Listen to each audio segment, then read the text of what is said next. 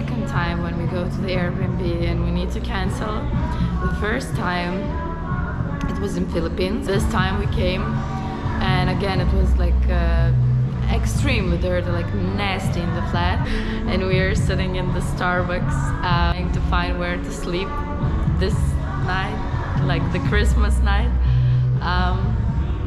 So that's what the traveling is all about.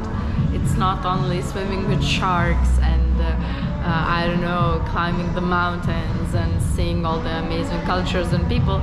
It's always like a lot of struggles you need to go through to actually have that dream life. You know, when you're going on the vacation or when you're going to the Southeast Asia to have these amazing like work and life adventures, you just need to have this in mind, because if you don't, then you could be so disappointed. And we know a lot of people who go to the trips and they're like, okay, that's too much, I didn't expect that. But that's because everyone shows only the fake side, like the beautiful side. Because if you want to have the fun part, you need to have the real part, and you need to get used to that. That's the only way.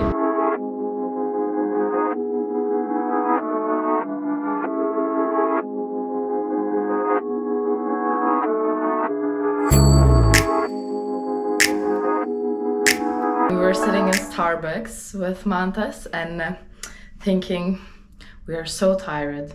It's Christmas. I mean, it's 25th of December. We should make it special. And we booked the fanciest hotel we could find that it's still open today. And look how amazing it looks. I mean, we have this area that looks like Bali inspiration and kind of a living area. And they also gave me a present, 2 Christmas macaroons. The bed. Favorite part is you come to the bathroom area, like washroom area. You have 2 sinks. The other side is basically the dream. You have the shower and then you have this bath. So that's the Christmas present for ourselves. Sometimes you need to make it a bit special for... And take a rest, I would say. Yeah, and take a rest, because it was not going by the plan for so long. At evening, the hotel offers amazing views to the most iconic place in Kuala Lumpur, Petronas Towers. It also has a cozy bar if you are feeling thirsty. At the daytime, you can use all other amenities like gym and infinity pool. We were very lucky that the pool was only for us, so we could spend some time admiring the very modern side of Kuala Lumpur with all the skyscrapers. And we will start our best places to visit in Kuala Lumpur segment from the skyscrapers jungles in the city center called KLCC. KLCC is like a huge complex. It has aquarium, it has this like mall, it has Petronas Twin Towers, so there are a lot of things combined and they're called KLCC. There is like a huge park inside of them, like between all of them, and you can enter this area through this the mall or through the aquarium building or the conference building. What is surprising actually about Kuala Lumpur, when you come to the Kuala Lumpur, every street, every corner, if you could put some nature trees, anything on the building, near the building, they will definitely do that. So this is quite astonishing about the city. Huge trees, and behind them there are the Petronas Twin Towers. At night, KLCC is full of lights, which makes this place feel even more special. There was even a fontaine show, which strongly reminded us of Dubai's shopping mall near Burj Khalifa. Even though in Malaysia Christmas is not a religious feast, they are prepared extremely well with all decorations and festive atmosphere. To the next location we will take a SkyTrain. Kuala Lumpur has amazing public transport and it is very easy to reach any place in the city. Here we are in Merdeka Square. If we translate Merdeka to English, it means the independence. So this is an Independence Square. Here, Malaysian flag was first time raised after taking their independence from British colony. Before, this square was the main one, because all the main buildings for British colonies were basically here. Even till this day, The main celebrations like New Year's and Independence Day are celebrated here, and it gathered huge crowds here. As you can see here, the mix of the old and new. The tall building is the second tallest building in the world, and of course the biggest in Malaysia. It was built only this year, 2022. And yeah, in the front there is old British government.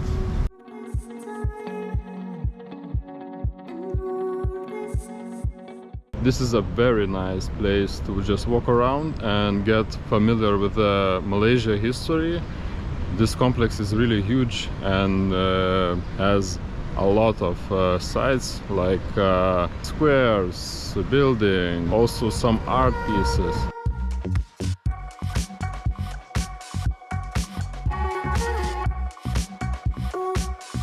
As you can see, there are plenty of really nice art examples of the city.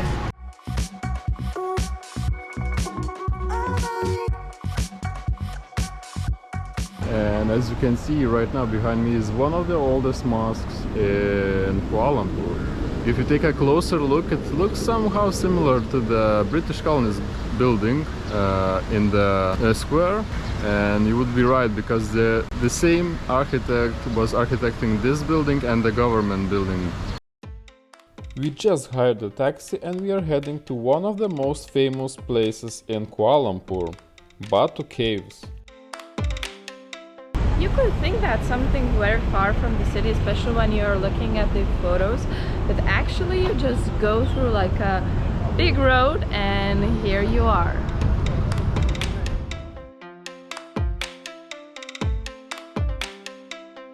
Took like 100 photos because that's all the colors. This place is amazing for photos. Of course, it's very hard to put everything into frame. Yeah, because the statues are huge. Yeah, the statue is huge. But now the idea is to try to climb the stairs, right, Mantas? Yep. I think that's the silent agreement we have. 270 stairs. 270 stairs. Wish us luck. So you can see the entrance is very colorful and pretty. You come here, they need to evaluate if you need something on your legs because your knees should be hidden, I assume. So my legs are fully with pants, so I shouldn't have a problem. There is a bit of a traffic jam here, and then we have all of these stairs, and here we have a monkey just on the stairs, and they're sitting on most of these. I think they're waiting to get something from the tourists. And look, this one has a baby as well. You see? A very small baby that taken care of. As much as we know about monkeys, if the monkey has a baby, you should be more away from that monkey because they could get angry and think that you are trying to steal their baby. It's almost the end. Climb is not as difficult, but not as and also not as easy. So you need to be prepared. And as always, it's very hot in here, so it's not that easy to climb. So you climb all the stairs and then you are in the actual cave. Mostly knows Batu Caves by the entrance because of the colorful stairs, of the statue, but actually the Batu Caves are the ones when you climb up. And there are even roosters in here. I mean, in the middle of the cave. So comparing to the stairs when it was very hot, here it's very humid. Humid, yeah, but not hot. Yep. In front of a majestic view. I think we haven't seen something like that before, because at the very top you have all the jungle, and then of course you have like a dark corridor to here and then stairs to this sunlight. And we are just under the sun again. So what is the general purpose of the Batu Caves? It is a Hindu shrine and it is one of the most popular shrines outside India. Also, this is the most visited tourist site in the whole Malaysia. As any Hindu shrine, I mean, there are plenty of colors and they mix very beautiful with the whole nature around it. By looking at these majestic views and monkeys jumping around, we want to thank you all for supporting us during our travels. And if you haven't already subscribed our channel but enjoying our videos, it's a very good time to hit that subscribe button while we are continuing our exploration to very colorful and interesting Hindu temple, which is available to visit. During our visit there were offerings going on, so it was very interesting to see all the rituals from the side. I can tell you how much this whole experience cost. Basically, taxi round trip cost me 8 euros, only 8 euros. So basically if I would take a metro, it would take me almost the same. It's the 30th of December. We should be flying to Vietnam tomorrow, but we forgot that we need to apply for the visa. And we applied actually only yesterday in the evening. So today is the only work day when they could confirm it. And it says that they confirmed the visa in 3 working days. So we have 1. We are staying in Kuala Lumpur for the new year, and of course we have to change the hotel because this one doesn't have any rooms left.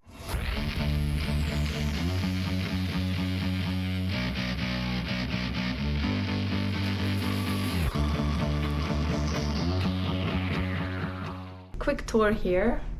So we have a twin room that's cheaper, so we could live for a few days like that. Then we have a very clean and nice shower. It's not a huge room, but I mean for 3 days it's clean and it's nice. And of course we have the view to the city as well as Patrona Towers there. So we will be able to see all the fireworks tonight.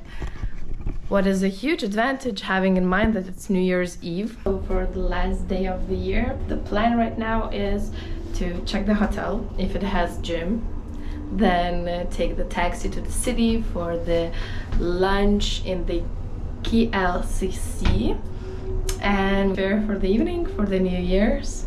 Of course, while you're at the city center, you see only the skyscrapers and everything, but when you go a bit outside, we live like 3 kilometers from the city center, you see a real Kuala Lumpur with the local people, shops, the train going above everything, and you have streets full of cars and people.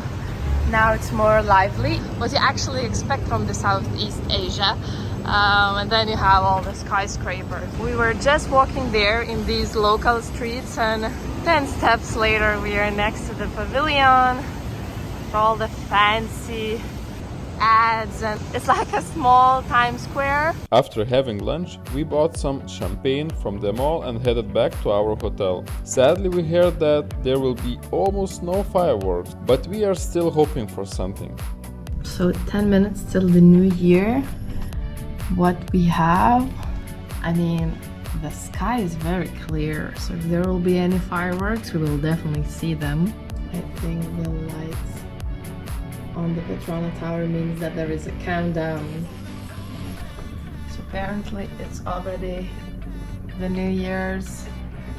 You can see there are some fireworks, but not like a lot, only like a few.